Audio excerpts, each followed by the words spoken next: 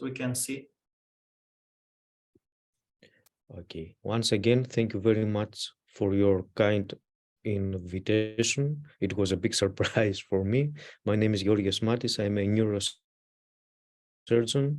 I'm coming originally from Greece, but currently working in the University Hospital of Cologne in Germany. I lead I'm the head of the pain and spasticity section in the Department of Stereotactic and Functional Neurosurgery. As you already know, I'm pretty active on social media, trying to raise awareness about neuromodulation.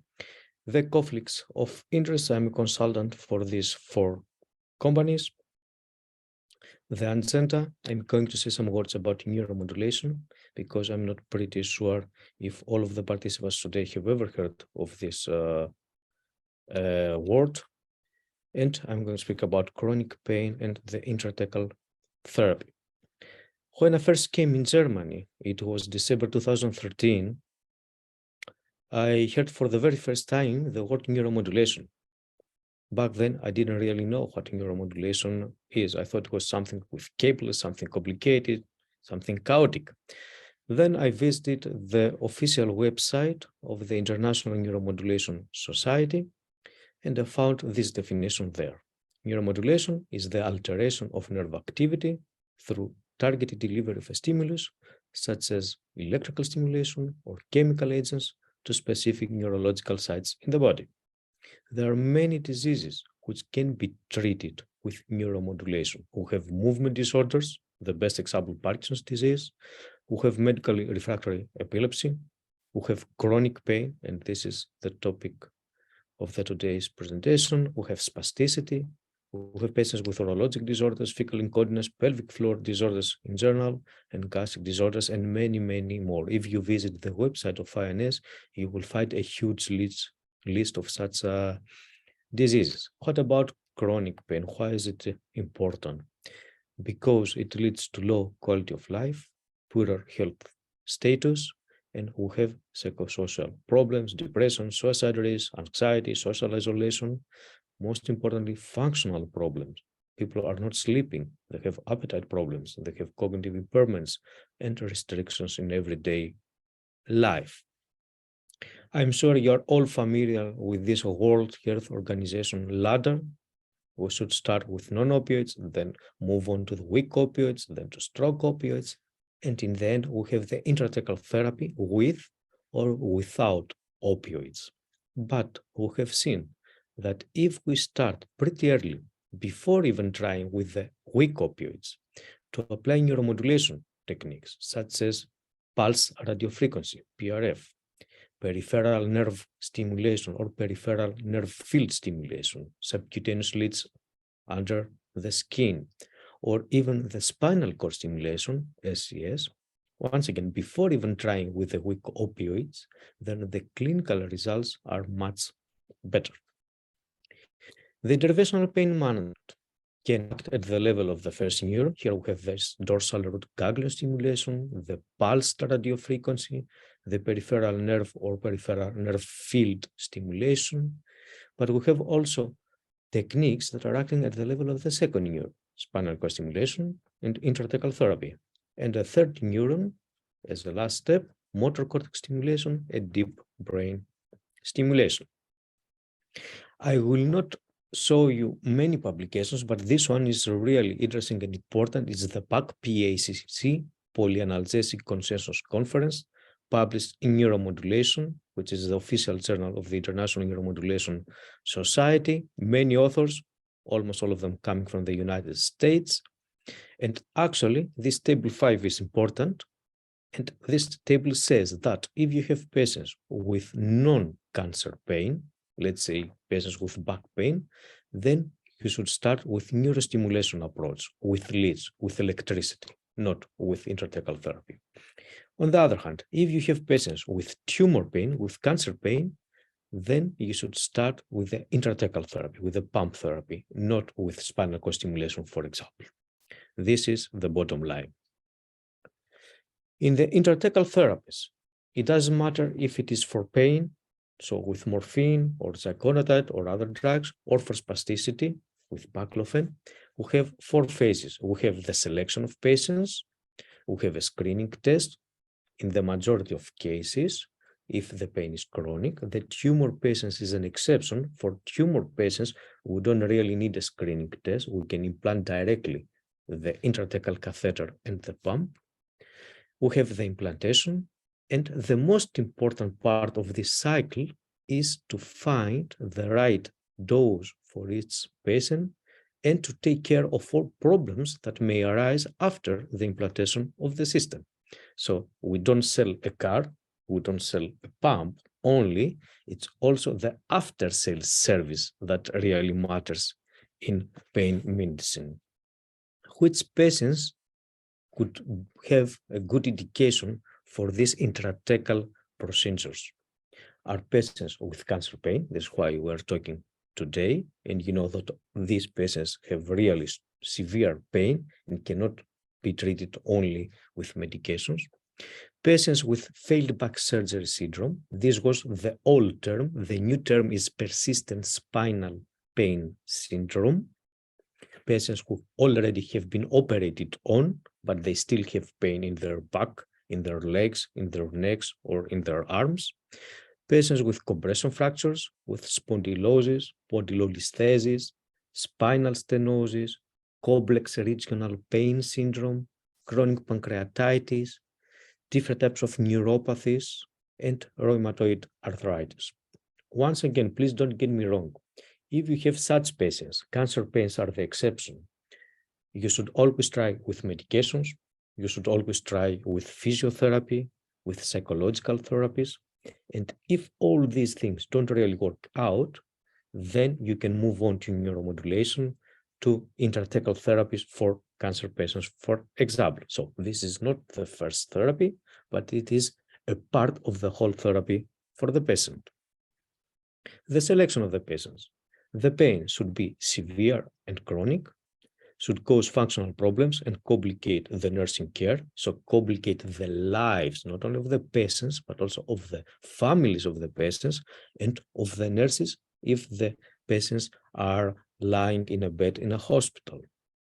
The patient should have a body size big enough to receive a pump. If somebody is weighing 30 kilos, you cannot implant a pump. Should be clinically stable. The family, because this is a teamwork, and when we're speaking about teamwork, it's not about physicians, nurses, physiotherapists, psychologists. It's about the other family members. They must be motivated and they should be ready to take the responsibility for such systems. The goal should be realistic and should be understood and accepted from everybody. Do we need a trial in these intrathecal therapies? If we're speaking about cancer patients, no, because everybody is benefiting from this therapy. If we're speaking about patients with other types of pain, for example, back pain and leg pain, then a trial should be done. And there are different ways to do this trial. You can do it as a bolus.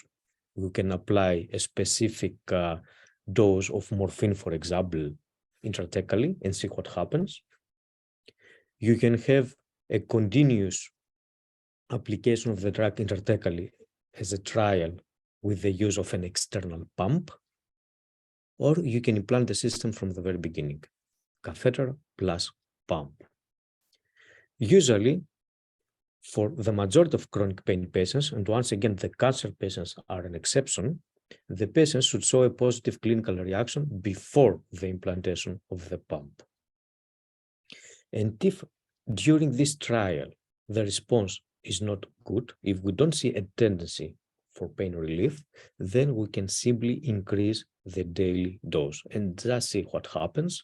Do we have pain relief? And do we have any problems because of the drug? For example, problems, dizziness or headaches or something different. In this therapy, we have to implant a catheter intrathecally. The needle insertion, you can see the pictures here, should have an angle of 30 degrees.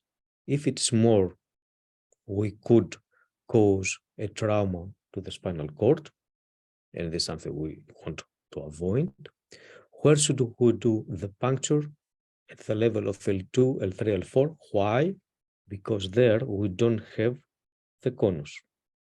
If we do the puncture higher than that, it is possible, but we have to be really, really careful, because in the majority of the patients, the conus is ending at the level of T12, L1. This depends, of course, on the patient. This is why it's always a good idea to have an MRI to just see where the conus stops, and then correspondingly, you can decide where you want to do the puncture.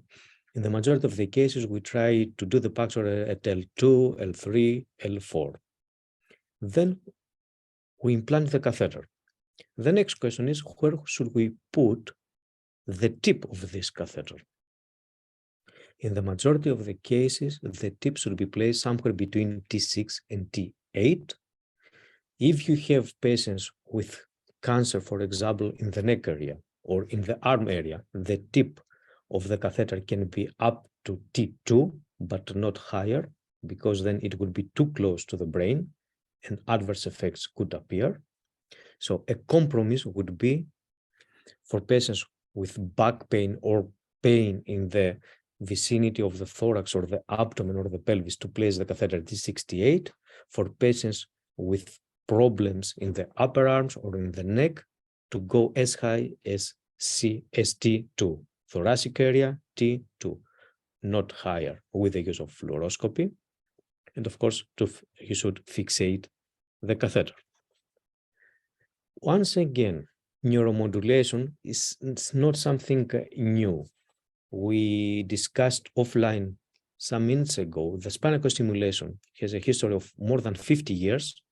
The first spinal cord stimulation case was done in 1967. The intrathecal therapy is a little bit newer. For spasticity, the first pump was implanted by Payne in 1984, for example. But nevertheless, it's not a new therapy. And then you have different types of pumps. This is one that has been explanted. This is a gas pump, not an electronic pump.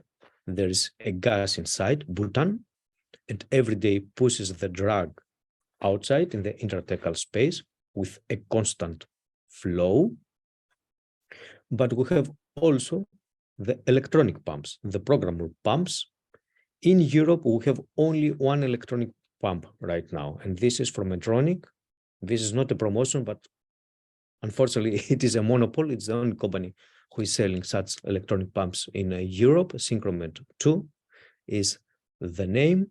Some years ago, we had also the Prometra from another company. You can find this pump in the United States, but not in Europe. Tricument is a German manufacturer, is manufacturing gas pumps, pumps with butan inside. But at this point, also, we cannot implant such pumps because they don't have the CE mark. They are under evaluation. We hope next year we're going to have the approval once again. So we are left with this pump, with this Synchromed 2 pump. If you open it up, you'll see these components inside. The biggest part is the battery.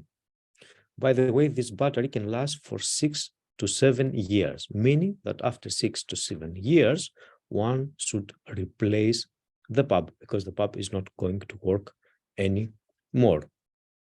And this is what you see if you make an X-ray of this pump. On the left side, you see the battery. You can see in the middle of the pump a port, a cycle. Here is where we do the puncture to fill the pump. And you can see laterally where the nose of the pump is, a second circular area. This is the side port. This is where we can do a puncture and aspirate cerebrospinal fluid or give direct a bolus of a drug in the intrathecal space. This is what we see in the operating room or where we are refilling the pumps.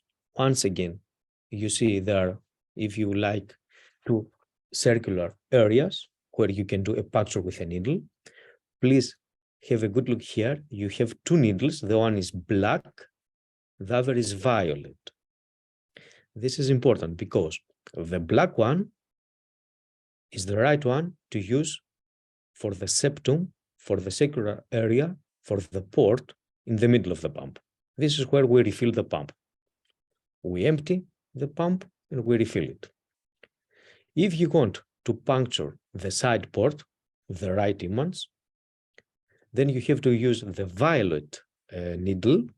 It has a different diameter. And here you can aspirate cerebrospinal fluid, or you can give a bolus of a drug if you want. I can give you an example. Let's say for some reason the pump is not working as it should, and the patient has received too much drug in the intrathecal space, an overdose. One of the things that you can do is to do a puncture in the side port using the violet needle, and according to the guidelines, aspirate up to 30 milliliters of cerebrospinal fluid. Why do we do that? Because we can really quickly remove the drug from the intrathecal space. One of the advantages of the programmable pumps, there are disadvantages, for example, the cost. The programmable pumps are more expensive than a non-programmable pump. But there is a big advantage. You have these different infusion modes. You have a simple continuous mode, meaning that the patient is getting the same amount of drug each hour. But then you can be really creative and do different profiles of drug infusion. You can have a simple continuous flow, so the patient is getting the same amount of drug each hour, but you can also add a bolus. If you have patients, for example, who are saying, at 12 o'clock at night, my pain gets worse, then you can have over the day a small amount of drug, and at 12 o'clock at night for the next 4 or 5 hours, you can give a little bit more drug. And this, of course, is individualized depending on the patients. And you have also the options of periodic bolus, complex continuous bolus. You can do many, many things. The majority of patients don't really need it. But if you have patients who really need such a thing, this is a very big help. You can avoid many calls at night if you are on call. And this is what we see in the operating room. Usually the patient is placed in such a way so that we have access to the abdomen. This is where we have to implant the pump. Usually we implant the pump on the left side of the abdomen. Why? Because on the right side we have the liver. This is not an absolute contraindication. We have patients with a pump on the right side of the abdomen. This is one example of these patients. It is possible, but we try to avoid it. At the same time, we have access to the lumbar spine, where we should implant the catheter. So if you place the patient in this way, you can place the catheter in the lumbar spine, in the intrathecal space, and you can also implant the pump in the abdomen. Some images from the operating room, you have to bring the catheter from the lumbar area to the abdomen, and there is a trocar, a special instrument for something like that. You see the instruments we are using, not so many. It's a pretty simple operation. And you can see a programmable pump, a synchromed pump in its pocket in the abdomen area. How long should be the incision? The rule of thumb is 5 fingers. Once again, the main location where we plant a pump is the abdomen on the left side, in some patients on the right side.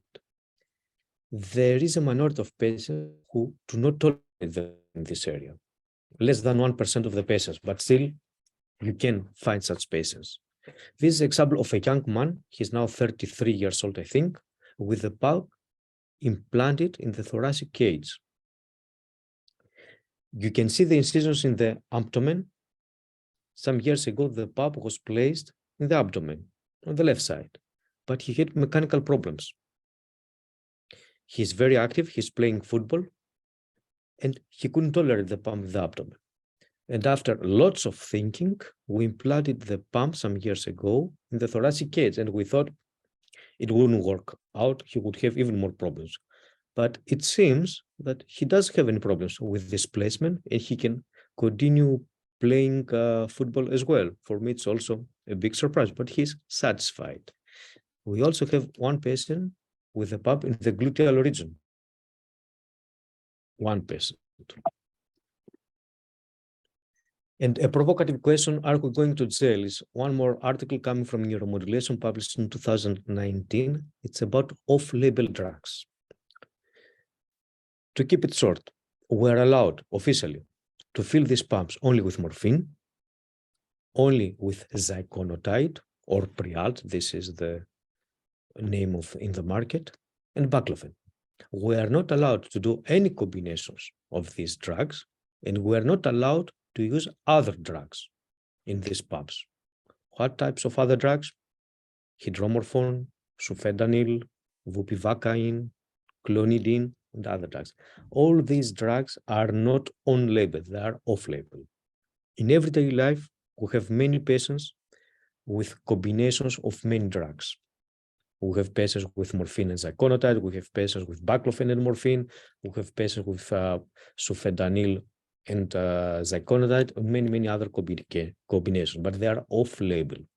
Off-label means, depending on the country you're living and you're working in, that if something happens to the pump, if it stops working, for example, then the insurance company could tell you, I'm not paying for the new pump. Why did you use other drugs than the ones that are allowed? Off-label drugs means as well that the insurance company could tell you, I will not pay for this drug.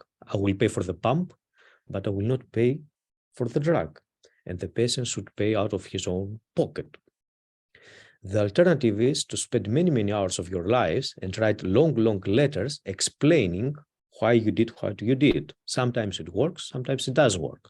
This is why the colleagues, and you see very big names in the neuromodulation field as authors here, wanted to write this paper to create a collaboration among physicians, of course, medical societies, manufacturers, pharmacies, and of course, FDA. It's about the United States here, okay? Because they want to find a way to be able to use different drugs without having any problems with the insurance companies. The intrathecal therapy is a very good and efficient therapy, but there are some eventual problems. And these problems or risks can be associated with the surgery itself, with operation, can be associated with the device, with the pump or the catheter, and can be associated with the drug we're using, morphine, ziconotide, or any other drug. This table presents some mild side effects, some severe side effects, and some complications. The side effects, you all know them, it's all related to the drugs. Complications, what could go wrong? The catheter can be disconnected from the pump. You can have an infection in the extradural space, usually where the pump is located, in the subcutaneous tissue, or you can have an intradural infection. You can have meningitis, and this is not good because the patients are ending up sometimes in the intensive care. You can have patients with an overdose. You can have patients with an underdose. You can have also patients with acute withdrawal symptom. These are patients we don't want to see in the emergency department. If something like this happens, there are some troubleshooting algorithms. These are coming from Medtronic, from the website of Medtronic. You can find them there.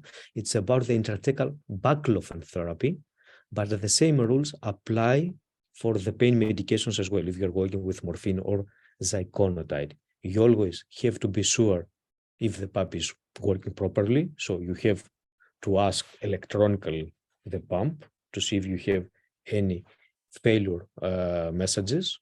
You have always to be sure how much drug is inside the pump, and if the pump shows the right amount of drug. Sometimes the pump shows that should be 20 milliliters inside, and you find only 2. Then you can be pretty sure that you have an overdose there. You can always aspirate cerebrospinal fluid from the side port just to see if you can get back cerebrospinal fluid. But the most important step is this ABC that we're learning in medicine in the very first year. You have to be sure that airway, the circulation, and blood pressure is in normal rates. For opioids, you have naloxone as an antidote. If you are using combination with other drugs, for example, baclofen, for baclofen, gibt es kein antidote officially. You can try with physostigmine, you can try with atropine, but these are off-label uses.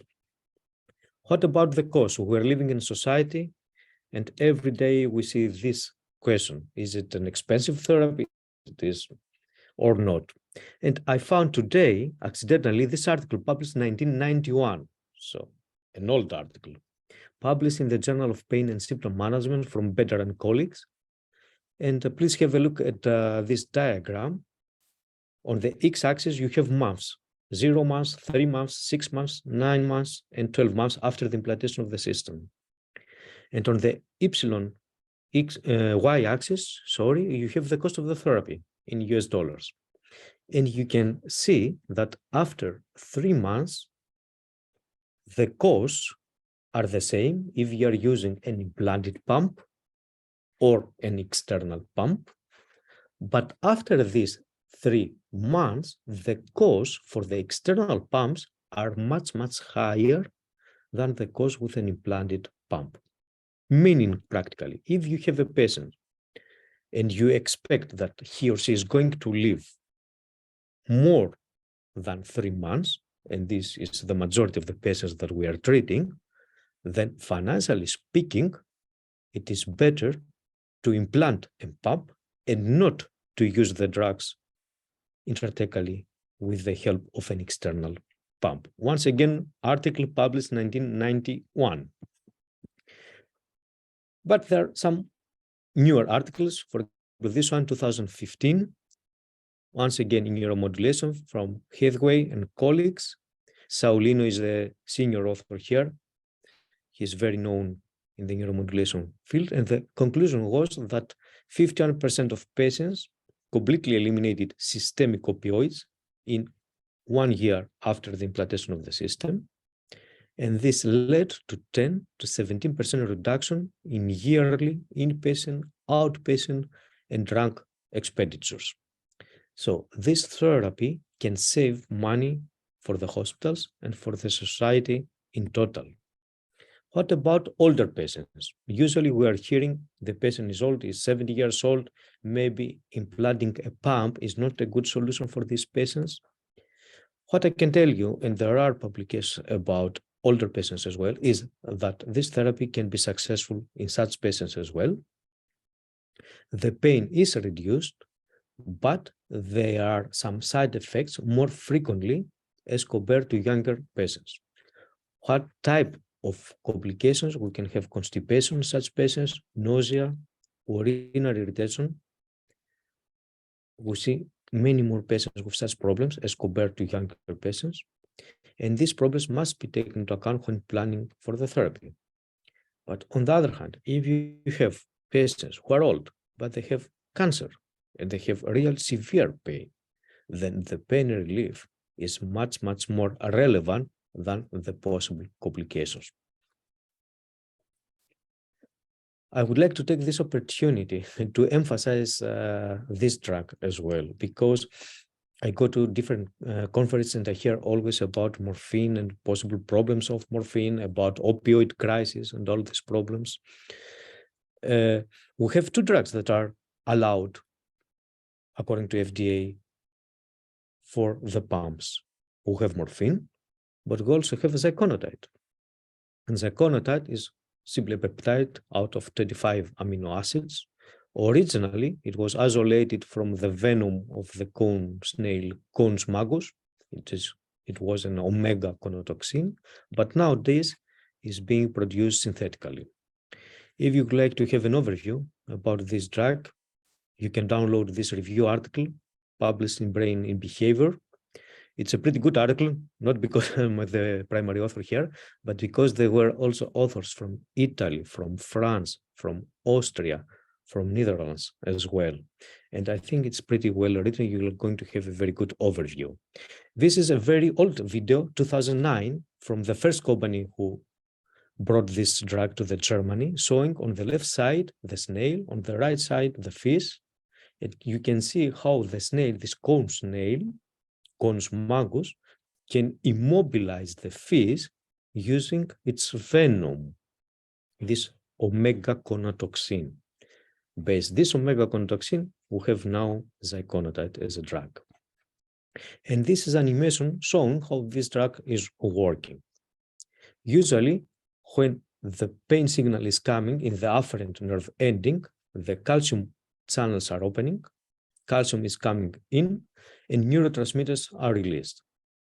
And this is how the pain signal can be transmitted to the brain. When you are using ziconotide, what is happening here? Ziconotide, this yellow thing, blocks the N-type calcium channels, and by blocking them, we cannot have any calciums entering the cell. If we don't have calcium ions entering the cell, we don't have the release of neurotransmitters. And without release of neurotransmitters, we don't have a transmission of pain. This is the theory. The drug, I'm not speaking about morphine because I assume everybody has experience with morphine, with advantages of morphine and mainly disadvantages of morphine, urinary retention, constipation, and many other problems. So I will concentrate on ziconotide because in my experience, it's not a very well-known drug. The main advantage of ziconotide is that it is not an opioid. It not being an opioid means that it can cause no respiratory depression, we have no development of tolerance, we have no withdrawal symptoms. Just imagine that a pump is not functioning anymore. You don't get any withdrawal symptoms. Of course, the pain will increase, but you don't have any withdrawal problems.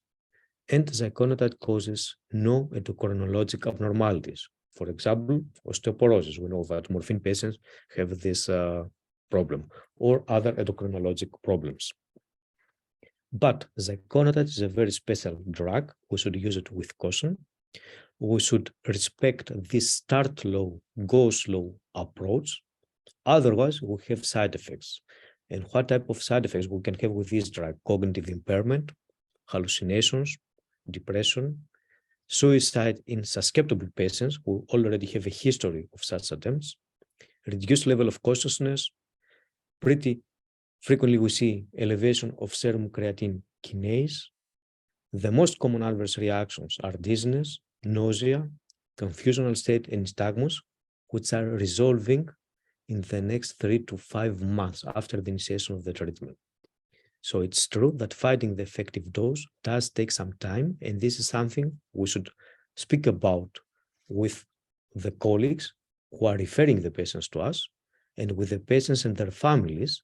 They should know that in order to find the right dose, they have to invest some weeks till months, and we should work slow. This is why in cases of cancer pain, we don't have this time, we are using combination of drugs. We are using morphine plus ziconotide, in some cases plus bupivacaine, a local anesthetic.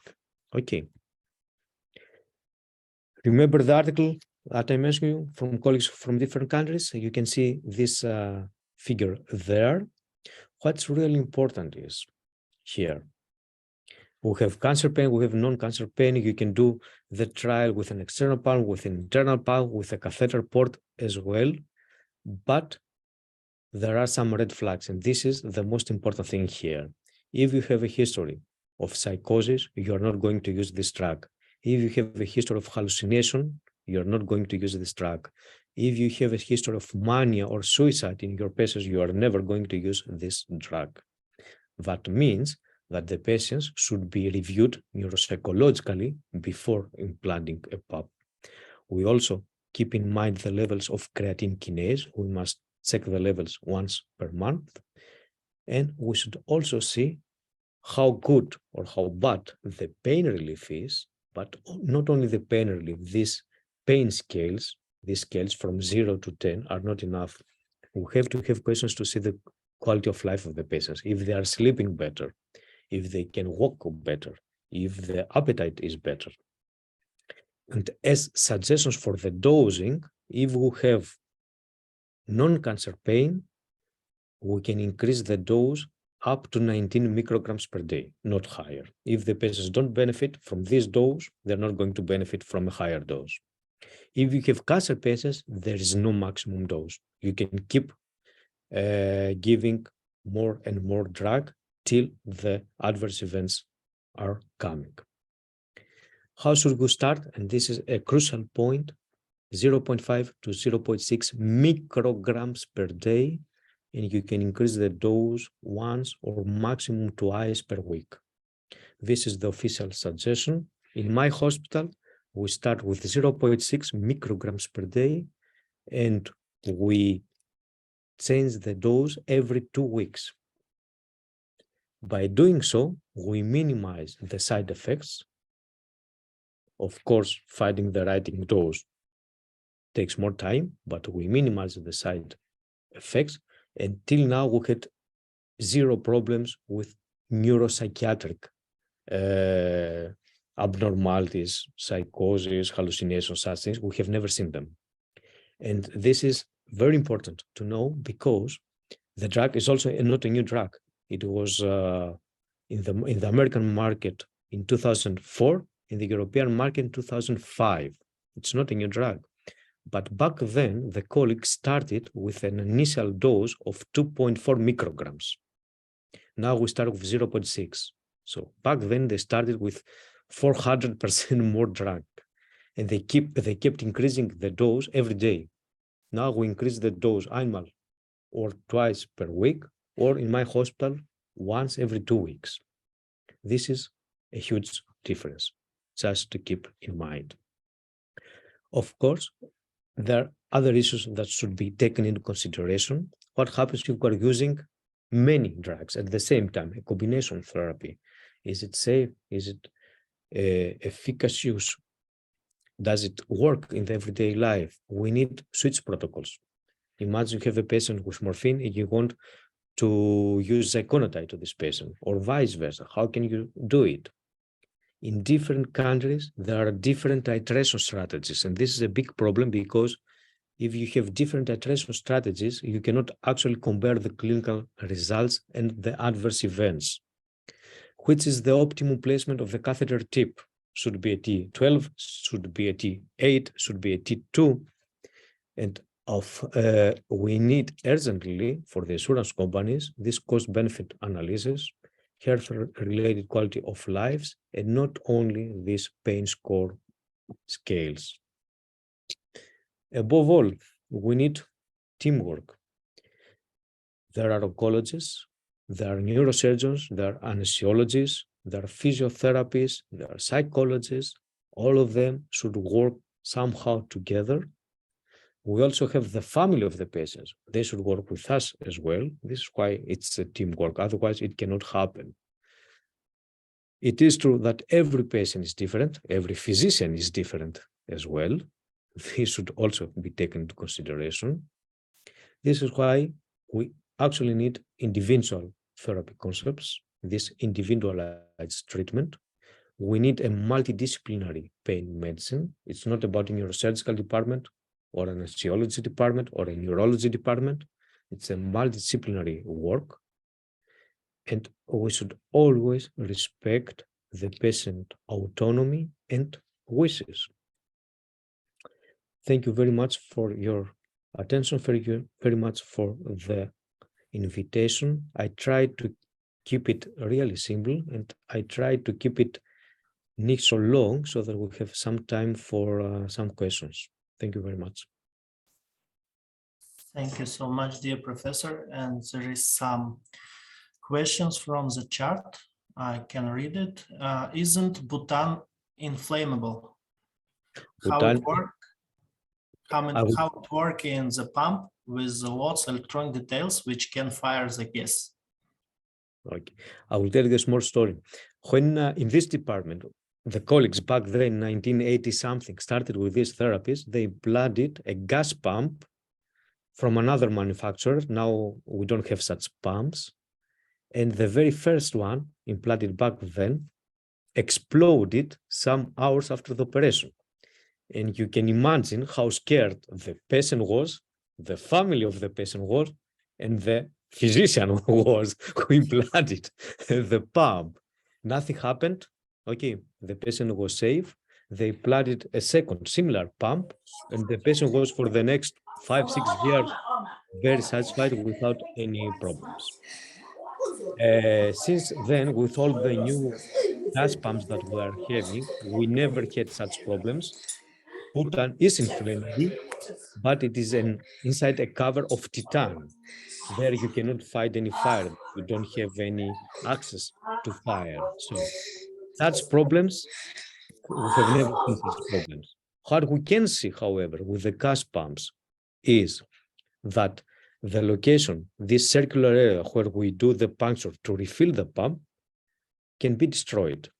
This is why, according to the manufacturers, there's a specific number of punctures that are allowed. Usually it's about 20 years after the implantation of the pump, then you have to change it. Please remember, with the programmable pumps, you have to change to replace the pump every 6 to 7 years. With non-programmable pumps, you have to change them every more or less 20 years. This is the only problem we see. We have never seen an explosion, and I can tell you we are a reference center for the intrathecal therapy in Germany. We have never seen an explosion with all these new gas pumps or with the electronic pumps. This is not an issue. And this gas, the reason is that this gas can exert a pressure and simply throw the drug out of the pump with a very specific pressure each day. So such problems are not there. But we have other problems. These pumps don't have a CE mark, so they don't have the approval, so they cannot be bought in the European space. The company who is selling these pumps is waiting for the new approval. Is going to come. It's a matter of time, but at this point, we are not allowed to implant new such pumps. And then we have the next problem. In my it has been a year ago, and now he needs a new pump. We're not allowed to add a new gas pump. We have implant a programmable pump. If you implant now a program in such a patient, you don't have any MRI compatibility because you have an old catheter which has never been tested with a new programmable pump if it's MRI compatible. I can tell you it's MRI compatible, but you will never find a radiologist who will do an MRI exam. Meaning that if this patient comes to us, we'll have to change the catheter as well. Not only the pump, we have to change the whole system so that we can be sure, and the radiologist can be sure that the system is MRI compatible. It's not really easy to replace such an old intrathecal catheter. Sometimes you cannot find it. It sounds a little bit strange, but sometimes you cannot find it, even with a fluoroscopy machine. Sometimes, after 20 years, when you are trying to remove it, to pull it back, you can destroy it. And a part of it can stay in the intrathecal space. We have seen such things. This is why we're really afraid or anxious when we have such patients. We always try to do the minimum. If the patient does not have a history of stroke or such things, so if the probability of MRI exam is really low, then we try to change only the pump. But the patient must be informed that after the replacement of the pump, the system is not MRI compatible, and this is a problem. I see the colleagues are asking what was the reason in the young man.